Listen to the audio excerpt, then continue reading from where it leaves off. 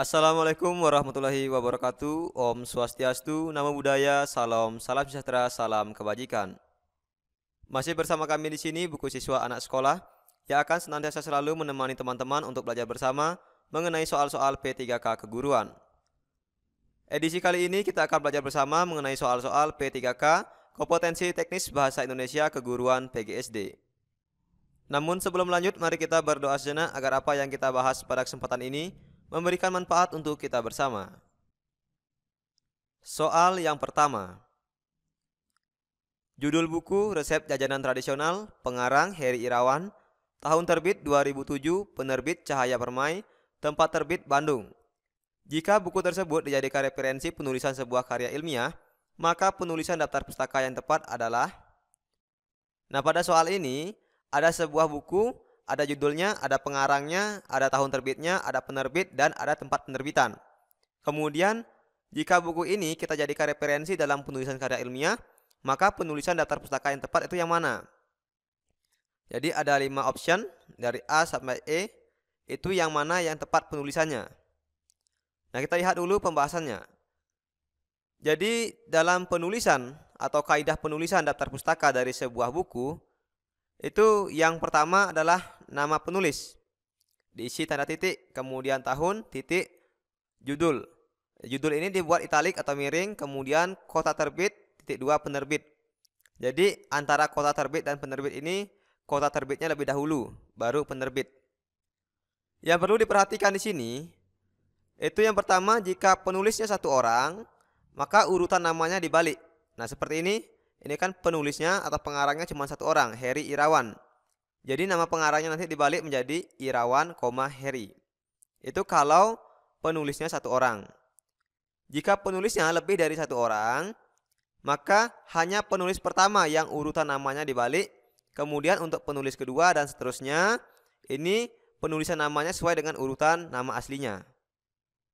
Selanjutnya, jika penulisnya lebih dari 3 orang, maka hanya penulis pertama yang urutannya dibalik. Kemudian diberi tanda koma dan diikuti dengan format DKK dan kawan-kawan. Nah, ini untuk penulisan nama penulisnya. Berikutnya untuk penulisan judul. Nah, judul ini dibuat dengan format italik atau miring. Selanjutnya, kota dan nama penerbit. Nah, ini dahulukan penulisan nama kota, baru diikuti dengan nama penerbit yang dibatasi dengan tanda titik 2. Nah, seperti ini.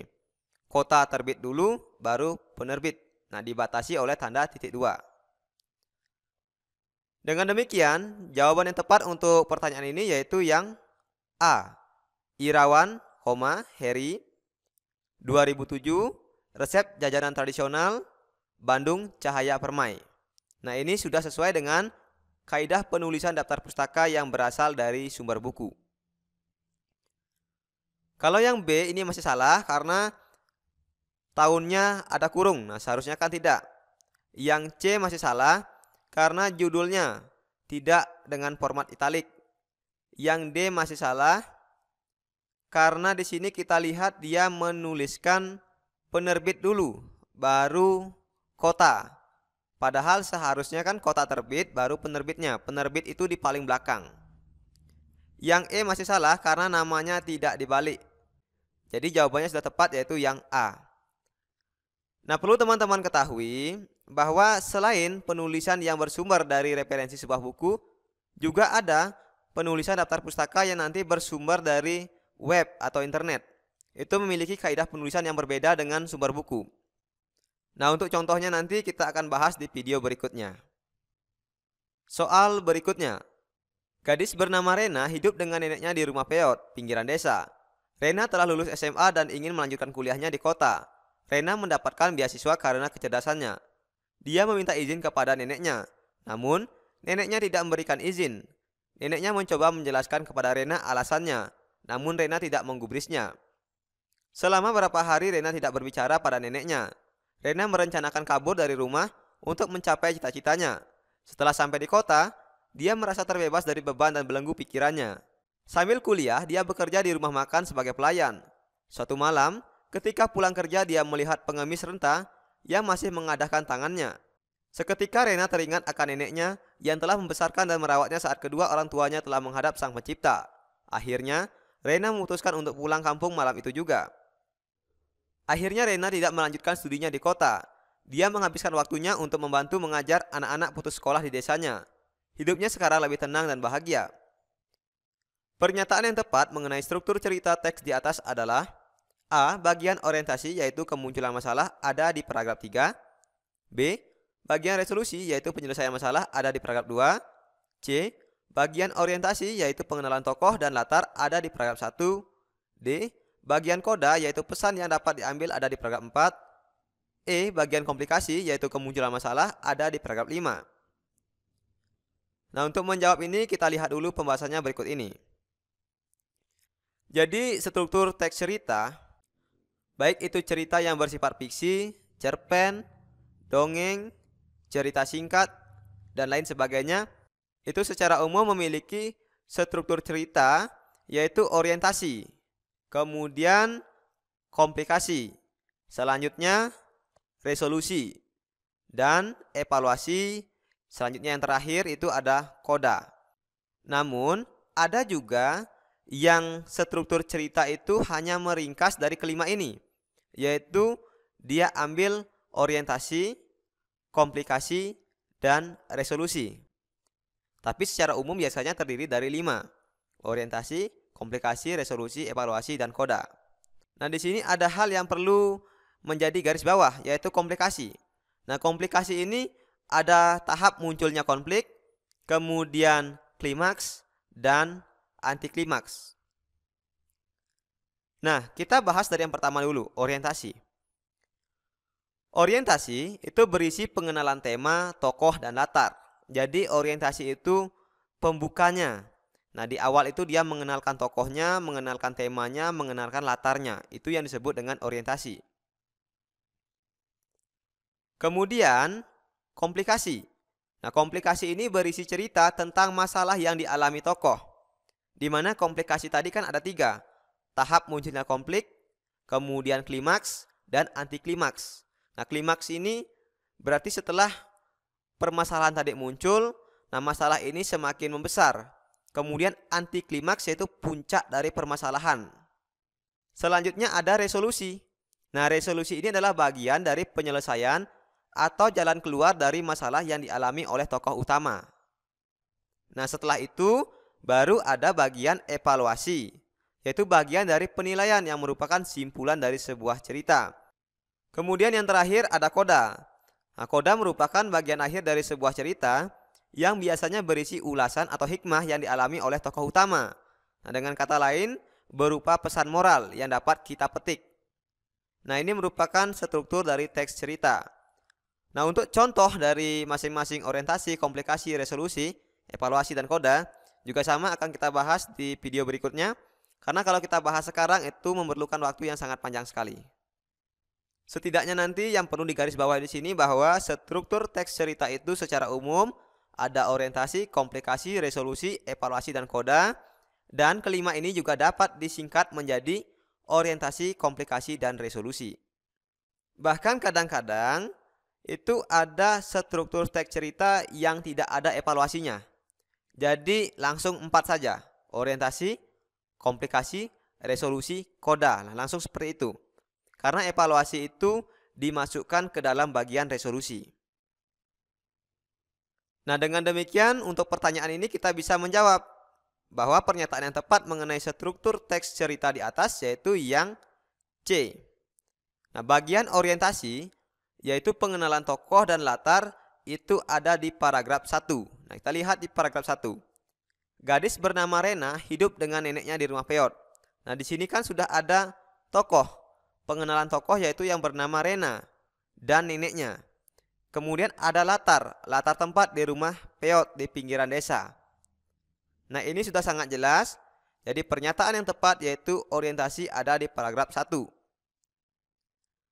Kalau yang A, itu orientasi kemunculan masalah ada di paragraf 3. Ini tidak tepat. Karena orientasi itu bukan kemunculan masalah, tapi pengenalan tokoh. Kemudian yang B, bagian resolusi atau penyelesaian masalah, itu ada di paragraf 2. Nah, ini kita lihat. Paragraf 2 itu kan bukan penyelesaian masalah. Nah, yang ini. Dia meminta izin kepada neneknya namun neneknya tidak memberikan izin. Neneknya mencoba menjelaskan kepada Rena. Namun Rena tidak menggubrisnya. Ini kan tahap munculnya konflik. Nah, tahap munculnya konflik itu kan ada di komplikasi seharusnya. Tapi di sini dia buat resolusi. Jadi yang B ini tidak tepat. Kalau yang D bagian koda, yaitu pesan yang dapat diambil ada di paragraf 4. Nah, kita lihat. Di paragraf 4 kan yang ini. 1, 2, 3, 4. Nah, ini paragraf 4. Sambil kuliah, dia bekerja di rumah makan sebagai pelayan. Suatu ketika, pulang dari kerja, dia melihat pengemis renta yang masih menenggadahkan tangannya. Seketika itu, Rena teringat akan neneknya. Dan akhirnya Rena memutuskan untuk pulang kampung malam itu juga. Nah, ini kan bukan bagian dari sebuah koda atau pesan yang dapat diambil kan tidak ada di sini. Nah, ini anti klimaks atau puncaknya suatu permasalahan. Sehingga jawaban yang D juga salah atau kurang tepat. Yang E bagian komplikasi, yaitu kemunculan masalah ada di paragraf 5. Kita lihat paragraf 5. Akhirnya Rena tidak melanjutkan studinya di kota. Dia menghabiskan waktunya untuk membantu mengajar anak-anak putus sekolah di desanya. Hidupnya sekarang lebih tenang dan bahagia. Nah, ini kan seharusnya bukan komplikasi, bukan konflik, tapi resolusi, yaitu penyelesaian suatu masalah. Jadi yang E juga salah. Nah, dengan demikian sudah tepat, jawabannya adalah yang C. Nah, teman-teman, kalau seandainya teman-teman belum mengerti atau belum jelas dengan apa yang kita sampaikan sampai di sini, itu silakan teman-teman putar kembali ke belakang. Teman-teman lihat kembali struktur sebuah teks cerita. Itu ada apa saja dan pengertian dari masing-masing struktur itu. Nah, kemudian baru teman-teman lanjutkan kembali ke sini. Nah, mudah-mudahan teman-teman bisa memahami apa yang kami sampaikan. Soal berikutnya. Nah, di sini soalnya untuk teks masih sama dengan teks yang ada di awal tadi. Silahkan teman-teman baca kembali, di pause dulu videonya. Dari teks ini, kita diminta berdasarkan tahapan pada alur cerita penggalan cerpen di atas, maka urutan struktur cerita teks di atas adalah A. Paragraf 1 resolusi, paragraf 2 komplikasi, paragraf 3 komplikasi, paragraf 4 komplikasi, paragraf 5 orientasi. B. Paragraf 1 orientasi, paragraf 2 komplikasi, paragraf 3 resolusi, paragraf 4 koda, paragraf 5 evaluasi. C. Paragraf 1 orientasi, paragraf 2 evaluasi, paragraf 3 koda, paragraf 4 komplikasi, paragraf 5 resolusi. Yang D. Paragraf 1 orientasi, paragraf 2 komplikasi, paragraf 3 komplikasi, paragraf 4 komplikasi, paragraf 5 resolusi. Yang E. Paragraf 1 orientasi, paragraf 2 komplikasi, paragraf 3 abstrak, paragraf 4 evaluasi, paragraf 5 resolusi. Nah, kita lihat kembali pembahasan yang sudah kita sampaikan sebelumnya. Bahwa struktur teks cerita itu terdiri dari 5 secara umum kan. Ada orientasi, komplikasi, resolusi, evaluasi, dan koda. Namun, dari kelima ini juga bisa diringkas menjadi 3 secara umumnya. Yaitu orientasi, komplikasi, dan resolusi. Tetapi ada juga yang mengambil 4 bagian, yaitu orientasi, komplikasi, resolusi, langsung ke koda. Karena evaluasinya dimasukkan ke dalam resolusi. Nah, dengan demikian kita bisa menjawab pertanyaan ini. Bahwa tahapan pada alur cerita penggalan cerpen di atas, maka urutan struktur cerita teks di atas yang tepat adalah yaitu yang D. Di awal tadi kita sudah sampaikan bahwa komplikasi dalam sebuah struktur teks cerita itu bisa lebih dari 1 paragraf. Kemudian secara umum ada struktur teks cerita yang hanya terdiri dari 3 bagian saja, yaitu orientasi, komplikasi, dan resolusi. Nah, seperti ini contohnya. Ini hanya terdiri dari 3 bagian, yaitu paragraf 1-nya adalah bagian orientasi, pengenalan tokoh, alur, kemudian latar tempat, latar waktu, dan lain sebagainya. Paragraf 2-nya merupakan komplikasi.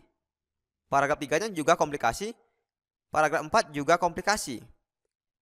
Nah, di paragraf 5 ini merupakan resolusi atau penyelesaian dari masalah yang dihadapi oleh tokoh utama. Nah, inilah yang disebut dengan struktur teks cerita.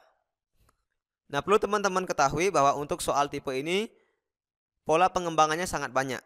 Jadi yang penting kita pahami dulu bagian-bagian dari struktur teks cerita itu apa saja. Orientasi itu apa artinya, komplikasi apa artinya, resolusi apa artinya, koda apa artinya. Nanti kan takutnya seperti ini teman-teman.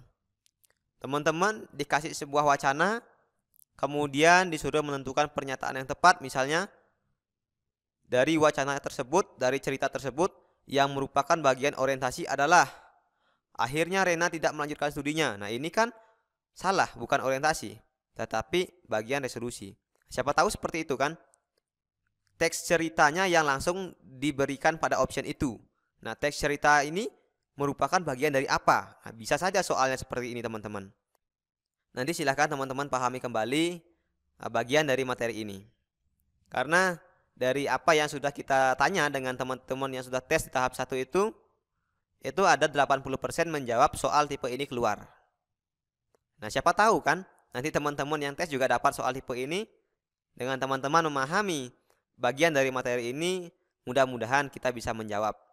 Ya walaupun cuma satu soal keluar, tetapi setidaknya satu soal itu bisa membantu dalam memenuhi nilai passing grade. Soal berikutnya. Pagi itu indah sekali di puncak bukit. Matahari bersinar cerah menimpa pohon-pohon cemara yang kelihatan hijau. Sepanjang mata memandang, tampak kebun teh yang hijau segar. Langit sangat bersih dan berwarna biru cerah, menjadi pemandangan yang sungguh indah. Berdasarkan kutipan cerita, maka pernyataan yang tepat mengenai unsur cerpen di atas adalah A. Latar, B. Tema, C. Penokohan, D. Alur, E. Amanat. Nah kita lihat dulu pembahasannya berikut ini. Unsur-unsur sebuah cerpen. Nah cerpen itu sendiri merupakan suatu karya sastra dalam bentuk tulisan yang mengisahkan tentang sebuah cerita fiksi, lalu dikemas secara pendek, jelas, dan ringkas. Cerpen biasanya hanya mengisahkan cerita pendek tentang permasalahan yang dialami satu tokoh saja. Nah berikut ini adalah unsur-unsur sebuah cerpen. Yang pertama yaitu unsur intrinsik. Nah, unsur intrinsik itu artinya unsur yang terbentuk dari dalam cerpen itu sendiri. Nah berikut adalah unsur intrinsik cerpen. Yang pertama ada tema. Yang kedua ada latar. Yang ketiga ada penokohan. Yang keempat ada alur atau plot.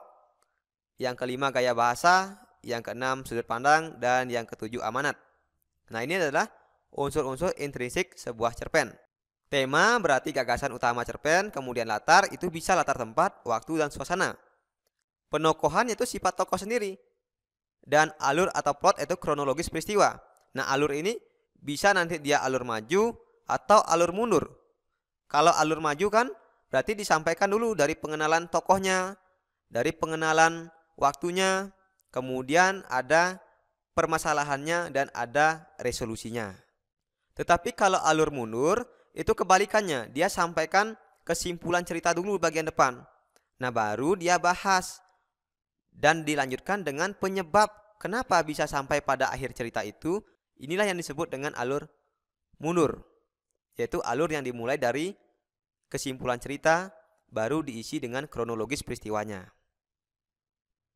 Nah teman-teman, selain unsur intrinsik, dalam sebuah cerpen juga terdapat unsur ekstrinsik.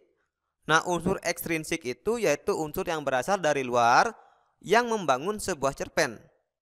Nah ini biasanya dilihat dari sudut pandang pengarang dan sudut pandang keadaan lingkungan pada saat itu. Nah berikut adalah unsur-unsur ekstrinsik cerpen. Yang pertama terdapat latar belakang dari pengarang. Latar belakang pengarang itu bisa saja latar belakang budaya pengarang, agama pengarang, atau pengalaman pengarang. Latar belakang inilah yang dijadikan oleh pengarang untuk menulis sebuah cerpen. Kemudian yang kedua terdapat latar belakang dari masyarakat. Kemudian yang ketiga terdapat biografi yang memaparkan biodata. Selanjutnya yang keempat terdapat kondisi psikologis berupa keadaan senang, sedih, suka dan duka yang mempengaruhi mood penulis saat membuat sebuah cerita pendek.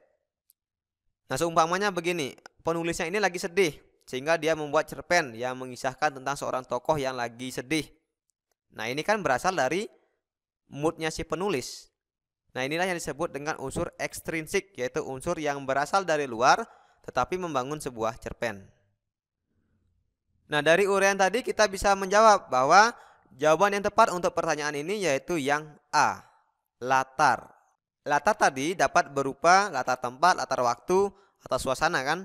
Nah, di sini kan kita lihat pagi itu indah sekali. Nah, berarti di sini dijelaskan yaitu latar waktu. Soal berikutnya. Pagi hari yang cerah terlihat seorang guru yang sedang mengajar di kelasnya. Guru itu bertanya kepada murid-muridnya perihal kehadiran. Penulisan kalimat langsung yang tepat berikut ini adalah, nah dari option ini kita disuruh memilih mana penulisan kalimat langsung yang tepat mengenai seorang guru yang bertanya kepada muridnya perihal kehadiran. Kita lihat dulu pembahasannya.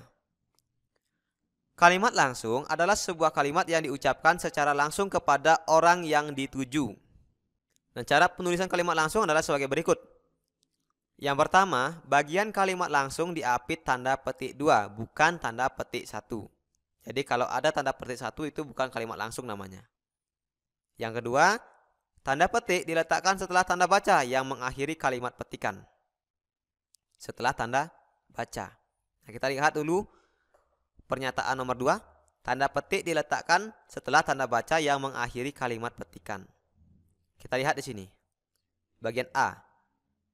Di antara kalian, siapa yang bercita-cita ingin menjadi astronot? Tanda petik, baru tanda tanya. Padahal di nomor 2 ini kan dibilang, tanda petik diletakkan setelah tanda baca. Seharusnya petiknya ini kan di sini, di belakangnya tanda tanya. Berarti yang A ini sudah pasti salah. Kita lihat lagi pernyataan yang ketiga. Kalimat pengiring harus diakhiri dengan 1 tanda koma dan 1 spasi. Kemudian yang keempat, jika ada 2 kalimat petikan, huruf awal pada kalimat petikan pertama menggunakan huruf kapital, sedangkan pada kalimat petikan kedua menggunakan huruf kecil, kecuali nama orang dan kata sapaan. Pernyataan kelima, jika ada dialog atau teks seperti ujar, kata, peki, sambung, tukas, ungkap, dan lain sebagainya, ditulis dengan diawali huruf kecil. Nah, ini jika ada dialog. Yang keenam, tanda koma tidak dipakai untuk memisahkan petikan langsung dari bagian lain yang mengiringinya dalam sebuah kalimat jika petikan langsung itu berakhiran dengan tanda tanya atau seru. Nah, ini di pernyataan 6 ini ada hubungannya dengan pernyataan ketiga. Jadi kalimat pengiring harus diakhiri dengan 1 tanda koma dan 1 spasi. Kecuali jika petikan langsung itu berakhiran dengan tanda tanya atau tanda seru. Nah, seperti ini. Ini kan sudah tepat sebenarnya. Dia tidak ada tanda komanya. Nomor 3 ini kan kalimat pengiring harus diakhiri dengan 1 tanda koma. Tapi karena ini ada tanda tanya, sehingga tanda komanya tidak ada. Cuman kesalahannya ini yaitu yang ini. Tanda petiknya ini kan harusnya di belakang tanda tanya. Tapi dia taruh di awal tanda tanya. Berarti ini salah kan? Yang B, di antara kalian siapa yang bercita-cita ingin menjadi astronot? Tanya Bu Guru. Nah, ini tanda tanyanya ke belakang. Padahal yang menjadi pertanyaan Bu Guru kan yang ini. Di antara kalian siapa yang bercita-cita ingin menjadi astronot? Inilah yang menjadi pertanyaan gurunya. Tetapi ini tanda tanyanya malah di belakang. Nah, ini salah yang B kan? Yang C, di antara kalian siapa yang bercita-cita ingin menjadi astronot? Tanda tanya, petik, tanya Bu Guru. Nah, jadi jawabannya udah tepat ini. Nah, nomor C ini kita kunci dulu teman-teman. Yang D, di antara kalian. Nah, ini tidak ada tanda petiknya ya. Di antara kalian, siapa yang bercita-cita ingin menjadi astronot? Tanda tanya, kemudian petik, tanya Bu Guru. Nah, ini keliru. Harusnya kan yang menjadi pertanyaan yang ditanda petikkan seperti ini. Ini malah tanya Bu Gurunya yang diapit tanda petik. Berarti udah salah yang D. Yang E, di antara kalian, siapa yang bercita-cita ingin menjadi astronot? Tanda petik, tanya Bu Guru, tanda petik. Nah, ini juga kurang tepat. Tanda petiknya ini ada 3 ini. 1, 2, 3. Ini nggak tepat nih. Jadi jawabannya sudah tepat yaitu yang C. Baiklah teman-teman, mungkin cukup sekian dulu latihan soal kita kali ini. Semoga apa yang kita bahas pada kesempatan ini memberikan manfaat untuk kita bersama. Dan mohon maaf atas kekurangannya. Semoga teman-teman yang sedang berjuang dalam seleksi tes P3K tahun ini diberikan kemudahan, kelancaran, dan buahkan hasil yang baik.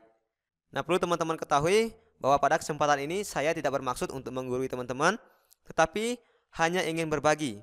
Berbagi dari pengalaman sendiri, berbagi dari pengalaman orang lain. Dan semoga pengalaman-pengalaman ini dapat menjadi manfaat untuk kita bersama. Akhir kata saya ucapkan terima kasih untuk teman-teman yang sudah senantiasa belajar bersama kami dan sampai jumpa lagi dalam video selanjutnya.